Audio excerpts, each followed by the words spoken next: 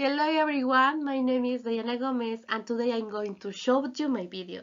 The principal topic is the signs language, verbal versus not verbal communication, paralanguage and paralinguistic.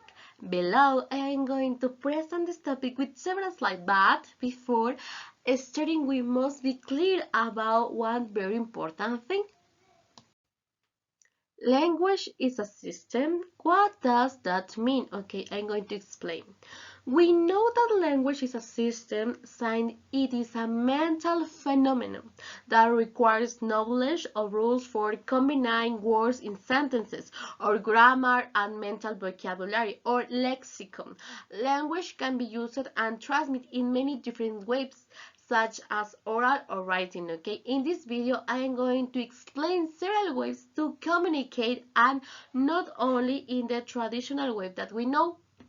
Let's start with the first way to communicate. The first one is signs language. Signs language is a manual communication commonly used by deaf people, okay? Signs language is not universal. Deaf people in different countries speak different signs language. The gestures or symbols in signs language are organized linguistically. Each gesture is called a signal. Each sign has three distinct parts. The first one is the shape of the hands, the second the position of the hands, and the last one is the movement of the hands. It's important to know the signs language are complete natural language with their grammar and lexicon. Okay, signs language are not universal and are usually not mutually intelligible. Okay, although there are also similarities between different signs language. For a better understanding of the topic, look at the link, please, and I left you so you can go to YouTube. Interesting question. Signs language concept, why can it be confused with the body language? Okay, principle.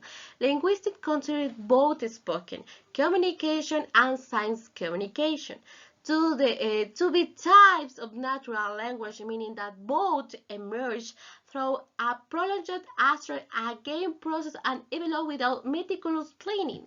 This is supported by the fact that there is substantial overlap between the neural substance of the spoken and sign language processing, despite obviously different in modality.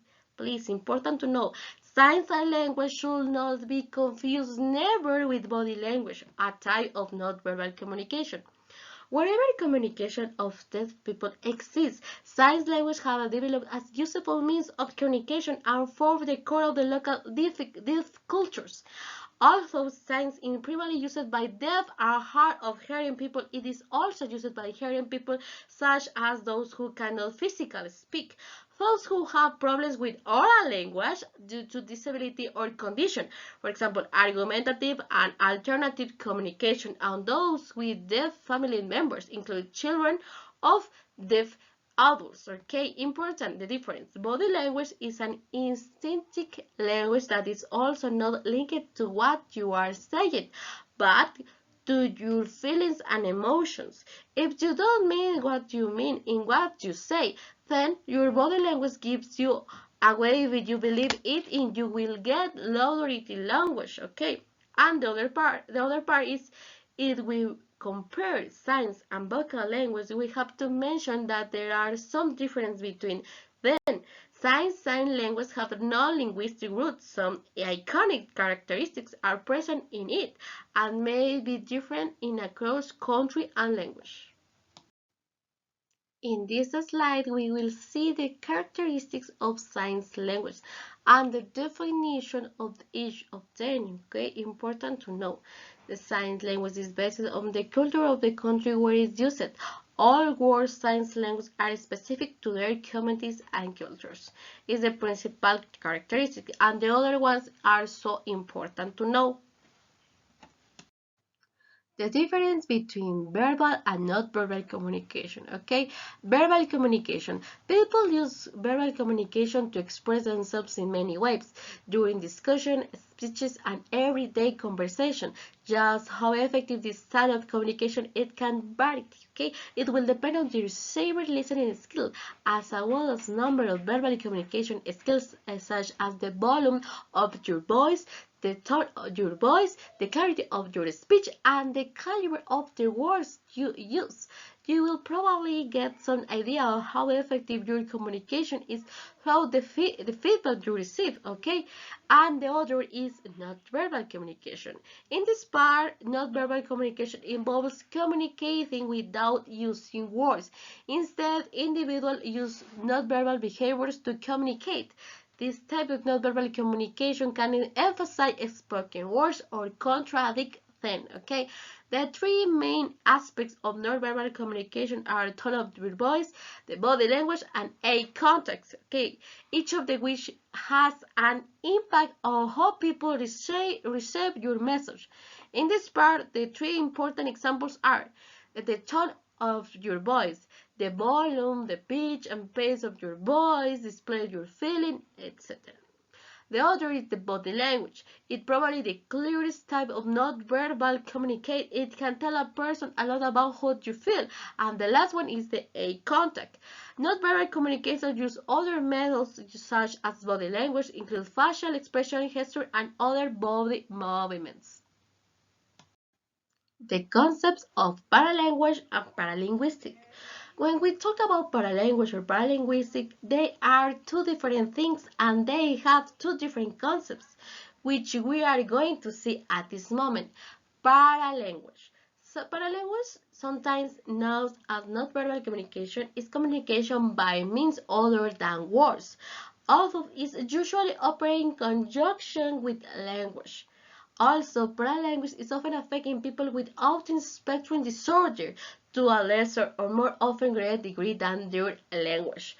Prosody, important thing, prosody means intonation and voice, which operate in conjunction with speech are considered here. Paralinguistic.